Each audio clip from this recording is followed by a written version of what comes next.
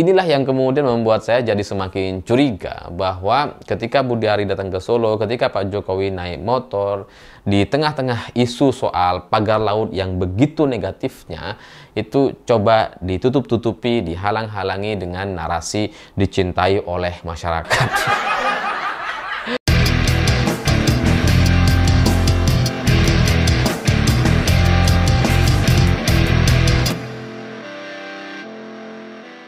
Selamat malam semuanya. Kemarin ada dua berita yang menurut saya ini menunjukkan bahwa situasi politik di kalangan elit kita itu sedang tidak baik-baik saja. Atau setidaknya ada senggolan-senggolan. Ya karena tiba-tiba Budiari datang ke Solo, sowan ke Solo, dan kemudian yang kedua Pak Jokowi tiba-tiba naik motor.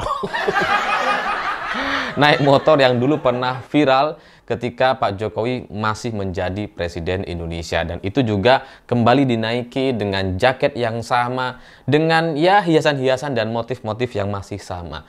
Dan dari dua isu yang bersamaan ini, itu sebenarnya kalau kita ngelihat, kan kita sedang lagi rame-ramenya membahas soal isu pagar laut. Tapi memang sudah agak sedikit menurun soal isu pagar laut karena sudah ditertibkan, karena sudah dibongkar oleh TNI AL. Dan ketika isu ini mulai sedikit menurun, tiba-tiba Pak Jokowi naik motor. Dan dari sini kayaknya ada upaya-upaya untuk dibicarakan, untuk diviralkan, untuk kemudian teralihkan dari isu pagar laut yang sudah lebih dari 2 minggu ini terus-terusan dibicarakan dan selalu menjadi materi di setiap stasiun TV belakangan ini. Jadi ketika Pak Jokowi ini coba naik motor, itu seperti ingin memberikan jeda supaya ada isu baru, muncul bahasan baru.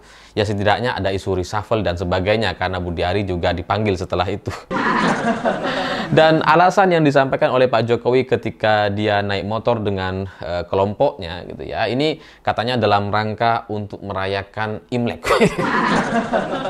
Ya memang Pak Jokowi itu dulu biasanya kalau naik motor itu kan ada perayaan-perayaannya, ada momen-momennya gitu ya. Misalkan di IKN naik motor supaya orang melihat IKN seperti apa. Dan sekarang karena mungkin sudah tidak jadi presiden, ya nunggu Imlek baru naik motor.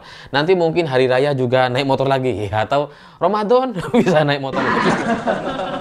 Supaya ada kegiatan gitu. Karena kalau sudah tidak menjadi presiden, memang ya harus nunggu hari raya tertentu untuk kemudian naik motor. Jadi hari raya apapun ya, tanggal merah apapun itu nanti perayaannya dengan naik motor ya. Meskipun kadang nggak nyambung dengan hari perayaan Imlek, itu kan biasanya kan masyarakat dari etnis Tionghoa itu kan ya bersama-sama dengan keluarga, makan bersama, ngumpul bersama sanak famili gitu ya. Jadi kalau Pak Jokowi naik motor itu kayak nggak nyambung. Ini perayaan yang tidak merayakan. Ya bebas sih, karena memang tidak ikut merayakan mungkin Pak Jokowi, karena memang bukan dari kelompok etnis Tionghoa. Jadi ya bebas-bebas saja lah gitu ya, karena tidak ada kewajiban untuk melaksanakan tradisi atau adat yang sama. Tapi alasan lainnya, alasan yang sebenar-benarnya nampaknya dari aksi naik motor ini, itu semata-mata hanya untuk menunjukkan bahwa Pak Jokowi ini masih dicintai rakyat. Makanya di logo yang masih ada tulisan RI 1-nya itu ya nggak dihapus, nggak dimodif, dan terus dibiarkan seperti itu untuk menarik perhatian seolah-olah ya masih jadi presiden. Karena memang motor yang dulu digunakan oleh Pak Jokowi ini itu sangat viral sekali dan kemudian dibicarakan oleh banyak orang. Dan sekarang harapannya juga sama nampaknya. Harapannya ini bisa dijadikan satu perlawanan narasi terhadap isu pagar laut yang sangat-sangat negatif sekali kepada Pak Jokowi. Harapannya seperti itu. Jadi ya memang isu pagar laut ini sulit sekali untuk tidak dikaitkan dengan Pak Jokowi karena faktor kedekatan Agung Sedayu dengan Pak Jokowi, faktor terbitnya SHM dan HGB di eranya Pak Jokowi, sehingga ya sulit untuk tidak kemudian mengait-ngaitkannya.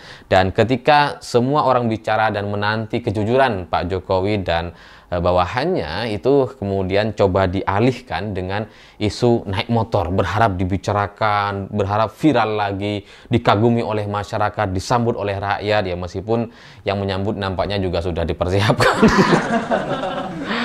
Lalu pertanyaannya, apakah upaya-upaya untuk melakukan pengalihan isu atau menunda isu soal pagar laut itu berhasil? Nampaknya enggak, karena di sisi lain orang-orang tetap membicarakan soal pagar laut. Tema-tema atau materi pembicaraan bahasan di stasiun TV kita itu masih fokus bicara soal pagar laut. Sementara berita Pak Jokowi ya kayak iklan aja gitu ya. Muncul sebentar terus kemudian hilang begitu saja.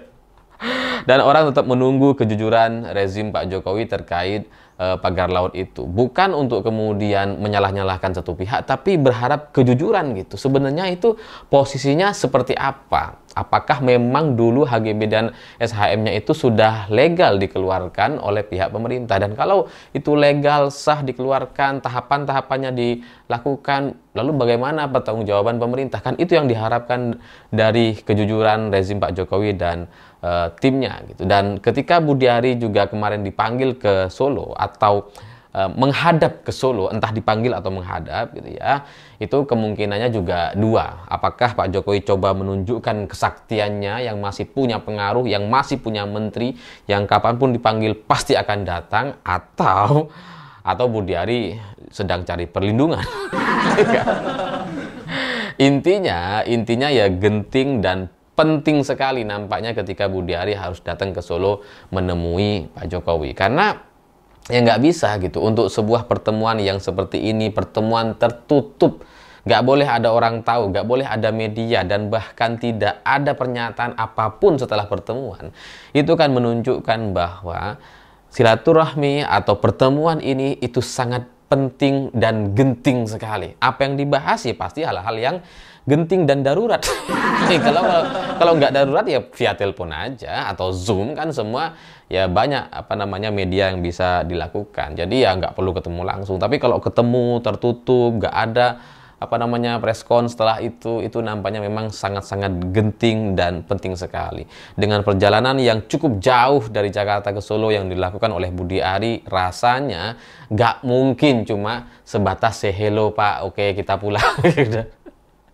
Pasti itu tidak sesederhana itu ya, meskipun kata Pak Jokowi ataupun kata Budiari ya nggak ada, silaturahmi biasa saja. Jadi ya memang dari sisi Pak Jokowi ataupun Budiari ini sama-sama sedang disorot secara negatif oleh media dan masyarakat dengan dua isu yang berbeda. Pak Jokowi dikait-kaitkan dengan soal pagar laut yang diisukan begitu negatif, sementara Budiari dicurigai ikut terlibat melindungi bisnis judi online. Jadi ya mana yang penting, mana yang lebih penting untuk dibahas ketika keduanya bertemu, nggak tahu. Kalau yang dibahas materinya adalah isu pagar laut, ya kayaknya Pak Jokowi yang ketar-ketir. Tapi kalau yang dibahas adalah judi online, gitu ya mungkin Budiari yang sedang di ujung tanduk. Intinya masalah keduanya ini coba ditutupi dengan narasi-narasi yang menyebutkan bahwa Pak Jokowi dicintai oleh rakyat, disukai oleh rakyat. Makanya rakyat masih antri untuk bertemu, menunggu untuk bertemu dengan Pak Jokowi.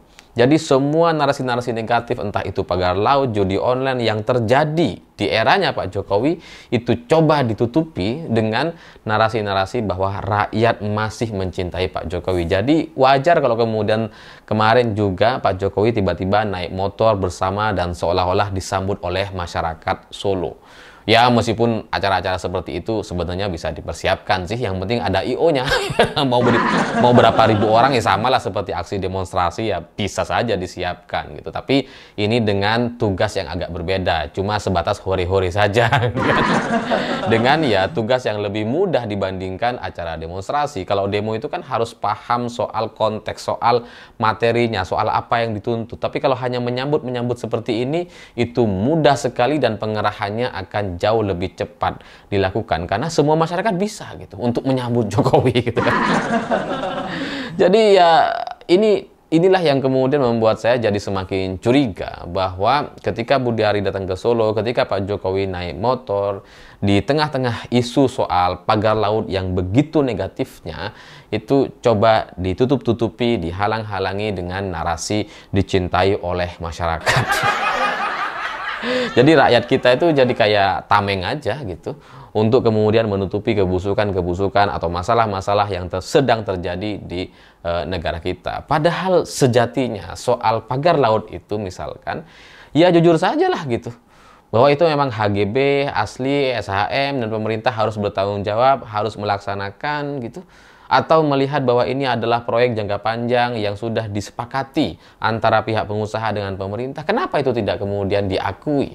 Kalau soal judi online misalkan sudah ada tersangkanya dan sudah ada tahapan-tahapan penyelidikan dan sebagainya, ya sudah biarin aja seharusnya gitu. Tapi ya namanya orang berusaha, ikhtiar gitu ya. Jadi seorang Budiari sampai tiba-tiba datang ke Solo itu bagian dari dalam rangka ikhtiar atau usaha dia ya untuk semua kebaikan yang diharapkan dan diimajinasikannya, sehingga ya kita rakyat masih terus menunggu sekitar 2 atau 3 minggu lagi kira-kira akan ada apa gitu. Karena kalau sudah ada pertemuan seperti ini yang kayaknya wah mengkhawatirkan, yang kayaknya nggak bisa disampaikan membahas apa di dalam, itu menunjukkan semakin getir, semakin genting, dan semakin mencurigakan. Dan ya kita sebagai masyarakat hanya bisa menonton. Inilah konsekuensi atau resiko dari kekuasaan Pak Jokowi yang begitu powerful di era sebelumnya,